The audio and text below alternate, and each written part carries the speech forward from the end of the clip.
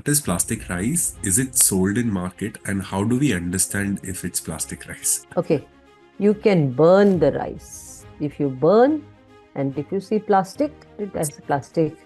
And all these were a lot of myths which were created by people saying that this is plastic rice. So when I am saying I myself go and check the quality, I do not want to endorse anything which is called as plastic rice.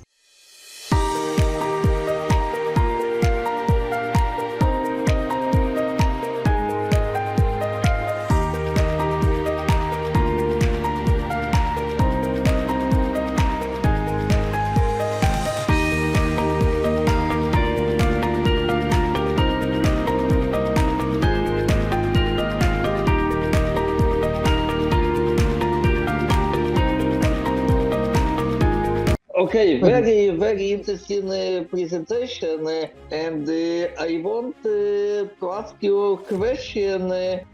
How, according to your opinion, food fortification can support effective addressing poverty and social inequality? Yes.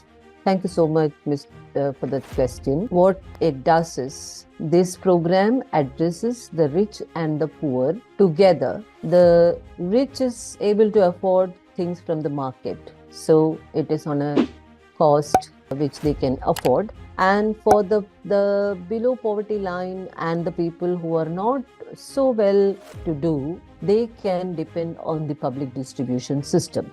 So in the public distribution system, we are giving rice 30 kgs and wheat 35 kgs per person as based on a Food Security Act. So these food products are fortified and they get these food products for rupees 2 and rupees 3 per kg as per the Indian cost is there. So that very clearly suggests, so suppose if a laborer is there and not able to get a lot of money in 1 week, but we are expecting them with Remunerega to at least score 1,000 rupees in a week where they get 3 days work also, minimally that is also calculated.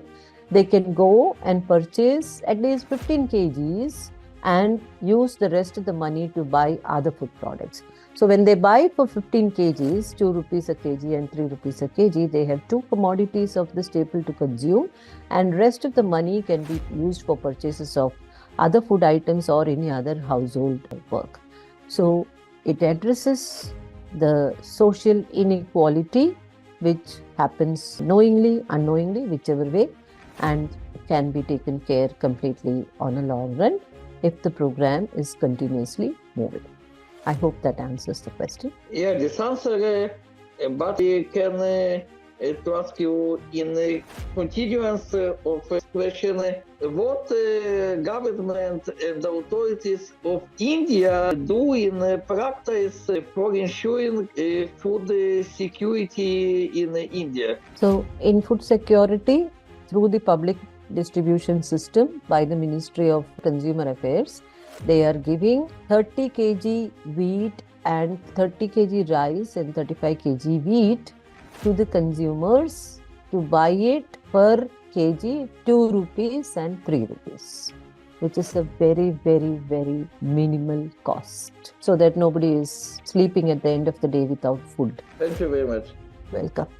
The next question is from Kedar Ishwar Chaudhary. Is food fortification planned only for PDS and MDM or any other channel for distributions? Food fortification through the government programs, through the government safety net, it is through the public distribution system.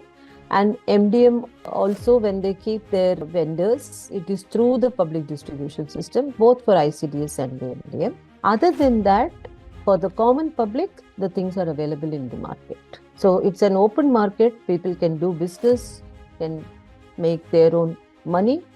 At the same time, do a social contribution by addressing mineral vitamin deficiencies. That's how it is seen. Wonderfully answered. Thank you so much. The next question is by Grace. Ma'am, what are the plant sources of vitamin D? Lichens. I do not know the Hindi word for lichens. Sorry about it. lichens are the ones which are used for majorly taking up the vitamin D. So that costs a little bit more, and that cost is borne by the government. Lichens is LIC. HNS. Okay. It's a okay. Kai is also a term for it in Hindi. Kai. Okay. Kai. Okay. I'll I keep just in looked mind. it up. How can common people take benefit? Dr. S.K. Goyal, BHU, Varanasi. So common people have the benefit by taking it into their regular diet. As I said, we want them to have 1/3 of their vitamins, minerals consumption daily addressed, regularly addressed. So I'll give you one simple example. All of us are consuming iodized salt, which is iodized at 27 ppm when the manufacturer is doing. And when it comes to the consumer, even if the losses are happening, when the consumer takes it, it comes to 15 ppm. Now, this 15 ppm is adjusted by the regular requirement of iodine, which is 150 μg per person per day. 150 μg, which is a very tiny amount. Μg, when I say, it's a very tiny amount. And that is all is required for the thyroid gland to function per day per person. So we adjust these as per calculations, looking into how much metric tons we need to iodize, and that many we give a calculation, and we give the fortificant to the manufacturer and talk to them how to do this, and we also train them how to do this. So the WHO has said 5 grams of salt is what maximum people should take. So now we are reducing the salt intake with all populations. So how the public is benefiting is, when you add 5 to 8 grams of salt, as far as Gujarat and Rajasthan is concerned, slightly higher, but southern states do take inside 8 grams of salt only, and they get 150 μg of iodine every day, because we have to cook that. Without salt, nobody's going to eat food, so we have to cook that. And we also advocate to people that after half cook the vegetables, then only add the salt. So we want them to be retained, the iodine to be retained. Iodine will sublime only if you put it directly into hot oil. So everybody should get, so say for example, iron, B12 and folic acid in rice and wheat. For all populations, we need to address their deficiencies, and iodine through the salt. So we are looking at the major inputs which are coming. And for children, vitamin A and D in the milk. Oil also fortified with vitamin D. Oil has already A, D, E and K. If you look at the content of the oil, it is very clear. So this is the benefit which is being provided to the public.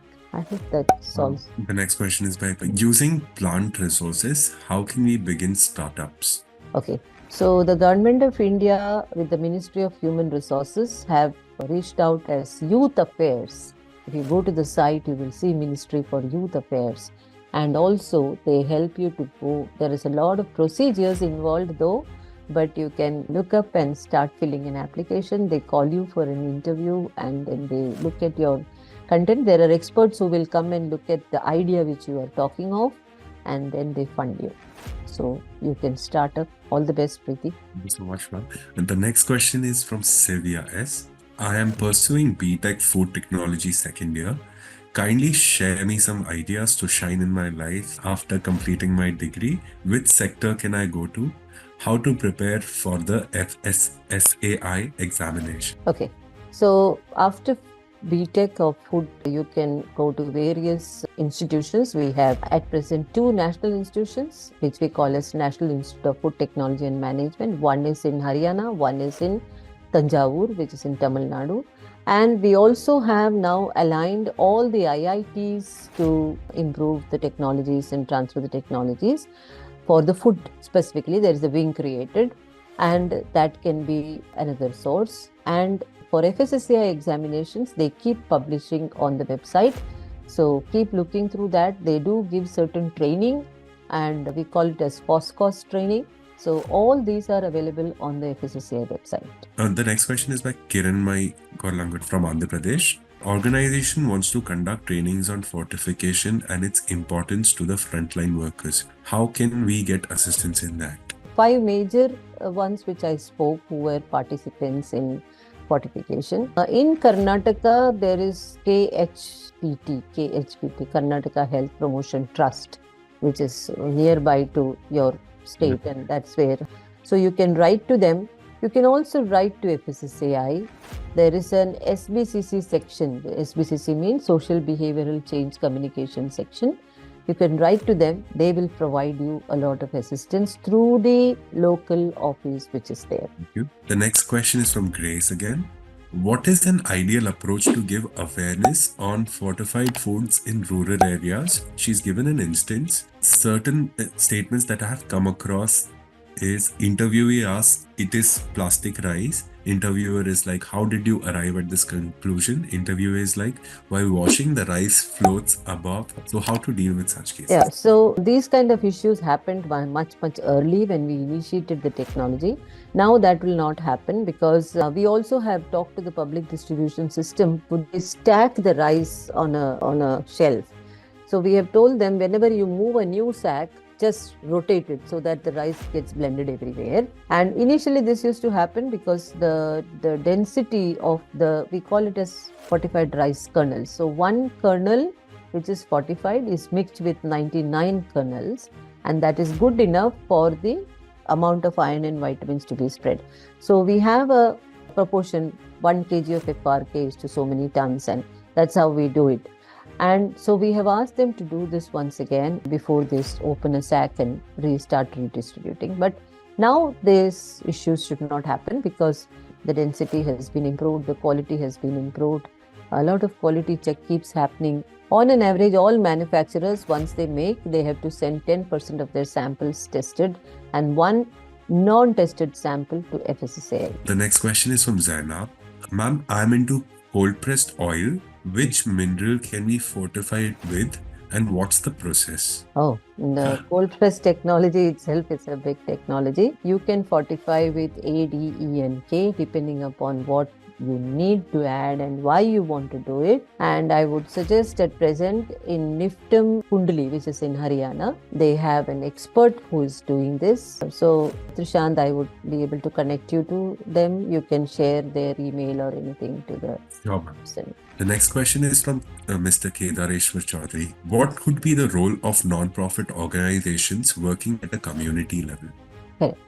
So they can get in touch first of all with the state government or the district government and help in supporting to reach out to the masses, either making educational campaigns, supporting the distribution channel, addressing the local issues. There's a lot of support which is needed at the community level, on the ground level, to educate the consumers, to talk to them and give them that assurance. This is not plastic rice. This is tested. And I would also like to vouch, first testing always, anything which I promote to government, I will do it at my own place, in my own house. And then only I am talking it to research level, then only I am moving it into the publication and the government. So I would like to encourage all the NGOs and participants who are working at community level. I myself do go into the community and talk to them, talk to mothers. What I do basically is to gather them at the Anganwadi. It is easy for me to tell the mothers what is this and how is this being used. We also do school campaigns. We also go to community reach outs wherever they ask us to come, and that's through the district. Since you are on a local level, easy to approach the district. Each state gets 5 lakhs for making communication materials. So we can access them through their system. Ma'am, the next question is by Purvi Trivedi. I want to know if cooking in traditional utensils like iron provide any additional benefits. This question has been coming up various times. In olden days, we used to have kadai and iron kadai, where some of the materials will leach out depending upon the kind of food product which is being cooked. Say for example, if you use an iron kadai and if you had lemon or any acidic product into it, iron will slightly leach out, not to the extent which is needed by the body. But these practices now are not in the common practice by the public. If you ask me, my grandmother used to prepare sambar in vessel which is made up of rock. So it had minerals and vitamins, and they used to have big chulas. In Kerala, there is a lot of wood and trees available. So the old practices were that. At present, we are not into any of those practices. Very rarely you will see somebody doing that. So how much is being leached or how much is being available is a big question. Moving on to the next question again, ma'am. It's by Miss Binu Benny. What are the important foods to have increase HB level for pregnant women in rural areas? India consumes a lot of green leafy vegetables. So generally we advocate them on that. Good amount of green leafy vegetables. But what happens is the iron absorption doesn't happen so well. So we also tell them to consume vitamin C rich foods along with them, which are gooseberry, lemon, some of those common foods which are available, and that will enhance whatever iron was present in that to get absorbed.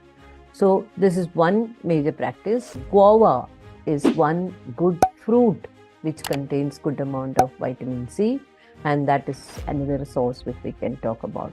So iron rich foods basically inherent iron will be there in almost a lot of foods which are generally consumed, but the availability is the question, because we say that the phytochemicals means the chemicals in the plants itself for the absorption. That's where we are asking them to take the vitamin C so that it enhances the absorption. So the general fruits, as I said, vitamin C rich fruits should be consumed maximum, and green leafy vegetables as far as India is concerned. Other than that, non-vegetarian foods, definitely meat products do have good amount of iron. So if the family is a non-vegetarian, you can advocate them to consume 100 to 150 grams per person, depending upon their requirement. Thank you, ma'am. Moving on to the next one by M. Niharika Reddy. I am currently pursuing MSc Nutrition and Dietetics, second year for my research work. I have interest on food fortification. Can you please give some advice and can share other sectors where it helps my career for my future? She's based at which place? She's not mentioned the place. She's MSc Nutrition and Dietetics second year as a part of her research. Okay. So if she wants to go to clinical, then the whole aspect is different. If you want to go to public health, then the whole aspect is different. So some of the interesting way to look at it is to what she would like to pursue in nutrition. She should look into the keywords and type them out. And in India, a lot of information is available on Ministry of Health. And in India, we have a dietetic association. I hope she's a member of that. She's in Hyderabad itself. Okay. So got an update. Okay. So she can look into the Indian Dietetic Association, Nutrition Society of India. Then she can also check with National Institute of Nutrition. Since she's in Hyderabad, that is the easiest access which she can have. And then depending upon her interest, she should put the keywords and search. You can share my email with her. Then if she has more questions, I will put the answers to that. Thank you so much. The next question is by Purvi Trivedi again. I read an article which mentioned a study conducted somewhere in Northeast where midday meal was prepared in iron utensil and it showed marked improvement in hemoglobin content of students. My question is that why does such simple solution are not implemented or made mandatory at all midday preparation units? Please share the article. I will first read the article, check how much of iron from baseline to end line improved, number one. Number two, what was the cooking procedure? How was it made? What was the consumption by the midday meal? How many children participated? What is scaled up? I need to know that before I answer. I will pass on your email to her as well, sure, so that she can... Yeah. Also, I would like to tell her that if that was the case, then we would have advocated why government will invest money in this, right? We are investing 248 crores to make fortified rice. Okay, we wouldn't be investing. I would then advocate, no, buy iron kadai and make food. I gave my own household example when my grandmother used to do that. Long time back, now we can't afford to do that. Yes, next please. Yes, the next question is by Shakti Priya. Good morning, ma'am. Do encapsulation have same efficiency as fortification? When we are fortifying, we are using the technique micro encapsulation itself, so that Say, let's take an example. So that these encapsulated materials once reach into your stomach, the acid of the stomach is helping them to open, and as per the need and requirement, the receptors would come up and would be absorbed in the proportion needed only. So the same technology is used in fortification, micro encapsulation. Okay. Apart from the fortification on raw food materials, how do I apply this food fortification knowledge for a new product development? This question is by Komal Puteka. Okay. So suppose now there are a lot of people who are coming up with millets, because millets and ragi is one consumption which is coming as an option. So you need to check what is the inherent iron present in that. Then you want to enrich further, then you need to see which technology suits best, how much money can you invest. You need to, best is to approach a food technological institution and take help from them. Ministry of Food Processing gives a lot of funds to do this, and they do encourage a lot of youngsters to make startup. Mitra is asking a question. What is plastic rice? Is it sold in market, and how do we understand if it's plastic rice? Okay, you can burn the rice. If you burn, and if you see plastic, it has plastic. And all these were a lot of myths which were created by people saying that this is plastic rice. So when I am saying, I myself go and check the quality, I do not want to endorse anything which is called as plastic rice. Thank you, ma'am. The next question is by Rekha. Which is better, to buy wheat and rice from local farmers or fortified from market mall? So say for example, if I am in your place, I want to eat fortified, I will go buy fortified. Next month, I will buy from a farmer. I will put both options because I can afford, so I will buy. We have one more question from Mr. Mayansi. Sorry. Does fortification not disturb the natural proportion of nutrients in the grain? Is fortification really needed if the grain is grown using natural practices? Okay, I have two answers to that. One is, we are looking on options on biofortification. So Indian Council of Agricultural Research has come out with 91 varieties of crops, and some of them we have done biofortification. So what is biofortification? We take the seed itself and then added the minerals, grow them in large labs, put it into soil and make a product. So we have biofortified wheat, biofortified rice, which is coming up. And we are still on a large scale experiment. This is being conducted in Bihar. The population is consuming them. We are waiting for the trials and the results to come out. One. Second, we are not saying that it does not disturb the practice, or I do not like to say that disturb the practice. I would like to say, if it was not required, the government would never take the initiatives on this. Say, for example, we know that more than 50% of our population are anemic. How do you address them? They are anyway consuming all the foods which is available. If you ask me, I can go to the market and buy anything which I want to consume. I am consuming them. Then why still iron deficiency is prevailing? Anyway, we were consuming, right? Yes. So my question is, how do you address this in a large public scenario? How do you address this? So when we blend, we see to it that the general nutrients which are present are taken care with minimal loss, and then we blend it with best proportions available.